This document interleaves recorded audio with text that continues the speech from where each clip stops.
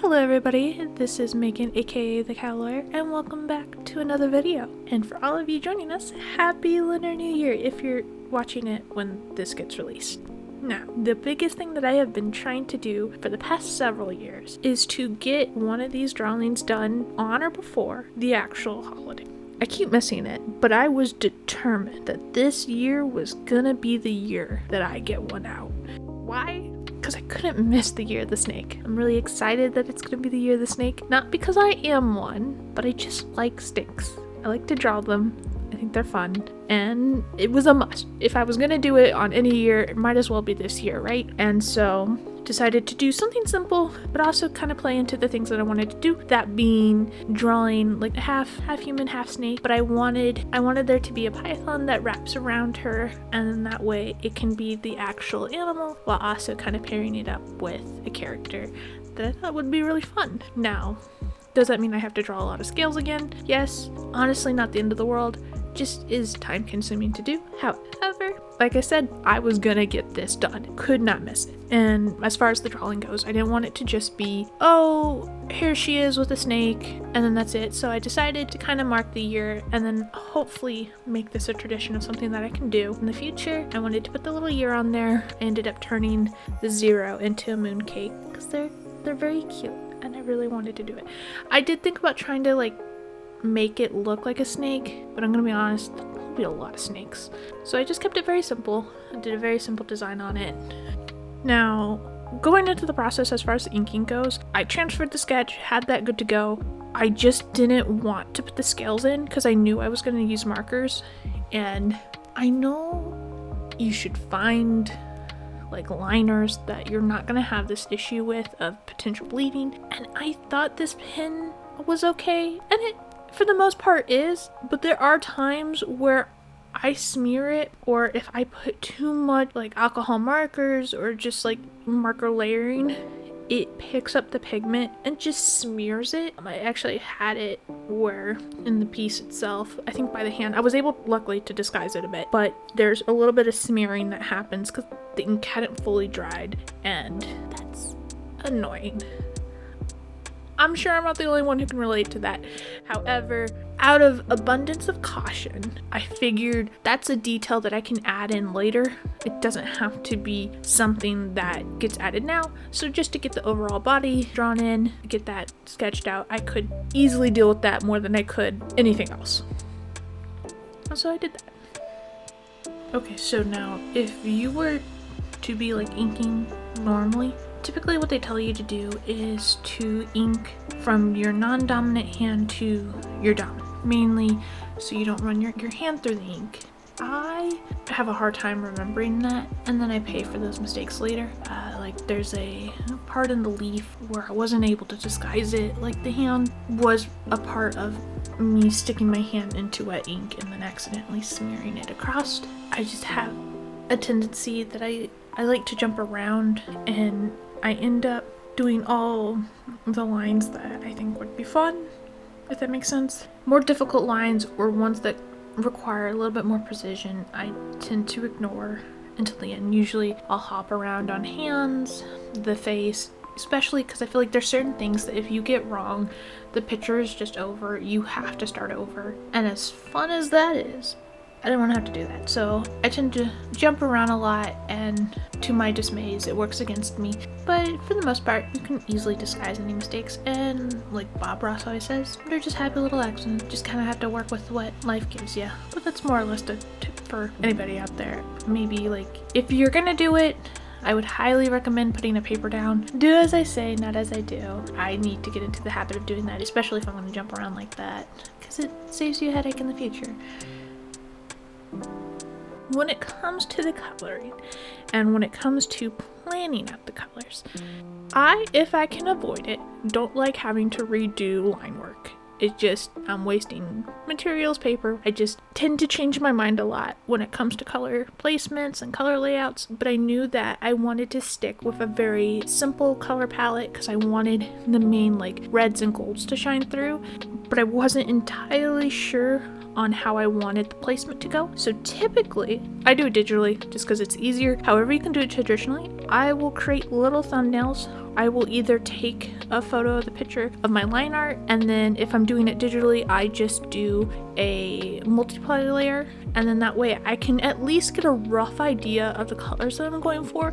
Now they may not be exact, but at least helps me plan it out better visually, and then I can go back in and start picking out the colors that I need, so that way I know, okay, this has to be this tone, the scales are going to be this color, and then overall I can get the effect that I wanted. Mainly being that I wanted the snake that is wrapped around her to be red and gold, but I wanted some contrast there. I ended up going with white, but I wanted the tinge of the shadow to lean a little bit more on the warmer side, so I went for more of like a neutral purple undertone instead of what I would typically normally do, which either do like a soft gray or a blue when I'm shading white. This way I could kind of lean it into the picture a little bit more and then still have that high contrast between the two, because I didn't want to do like a gold snake and a red snake because I felt like it might be too distracting. Honestly, it'd probably be fine. I was just really attached to like adding some of that yellow gold kind of elements into the snake, and I wanted the snake to be the primary focus, and then just having her kind of like introducing the new year. So that being said, that was the main idea, and then that way it also let me play around with the colors. So that way I was like, okay, I knew exactly what I was going into and I could pre-plan it. Because what I'll typically do, I will have a note card off to the side, and I use that as my swatching page. It allows me to at least pick out the colors, know how it's going to blend and interact with one another, so I know I'm getting the effect that I want, whether the hue is adding a different shade that I don't normally do. It is your tester page in the grand scheme of things, but then that also lets me pick out exactly what I'm doing, and then also I can write down the marker numbers, so if I have to step away from the project, I'm not going to be like, oh my gosh, what marker did I use for what? I already have something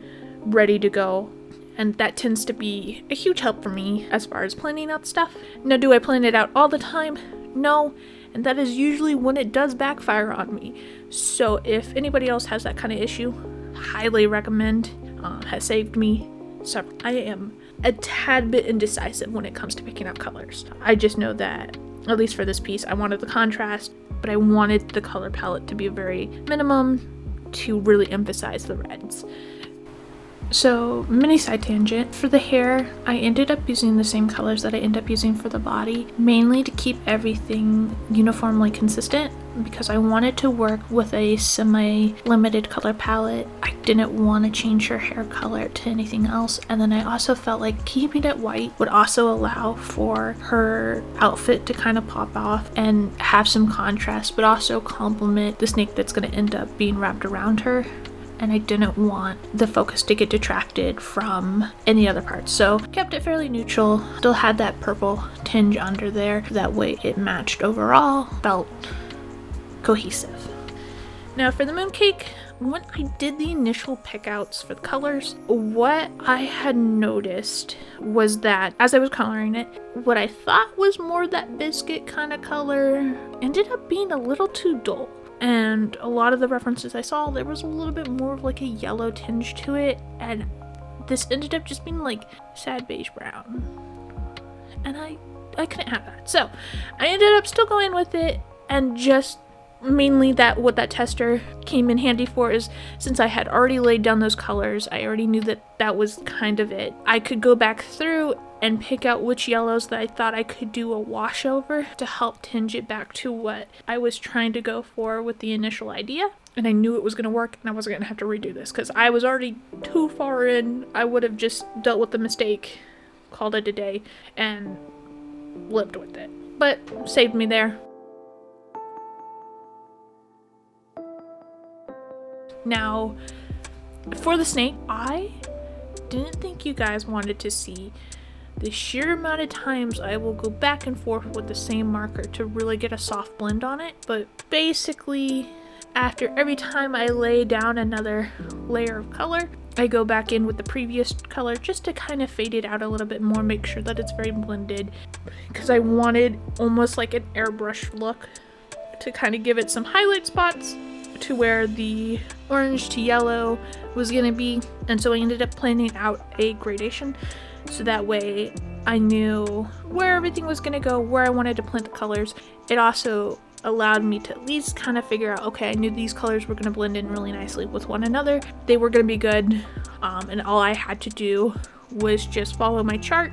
I had them laid off to the side, and I would flip between the two colors and then slowly start planning out what I was trying to do.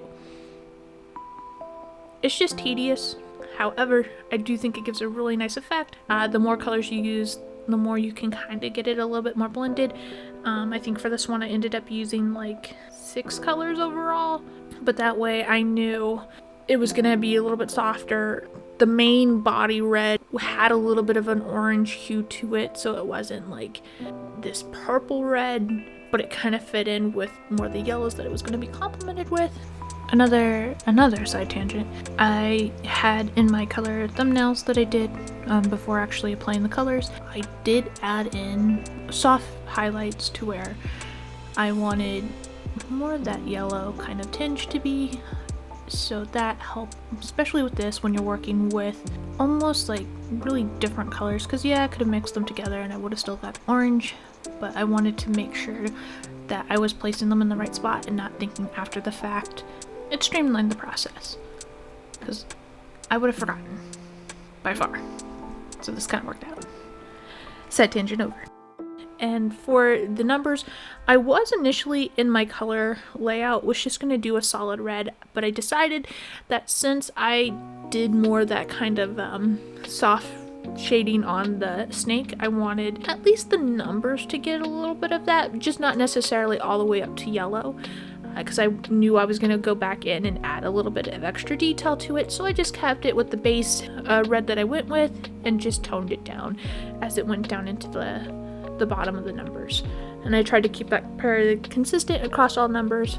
Now for the snake body, I went ahead with a very like I said, neutral, but had warmer undertones to it, so that way it could fit with the overall color scheme that I had going on. And then I ended up doing my very soft color. I would lay it down, go back in with a colorless blender, and just really try to blend it into the white, since I didn't have another color that I was blending it into, and I wanted to make sure that it was as seamless as possible. So then when I did add more of my harsher shading onto it, I could get the effect that I wanted, mainly trying to replicate what I do with my digital art.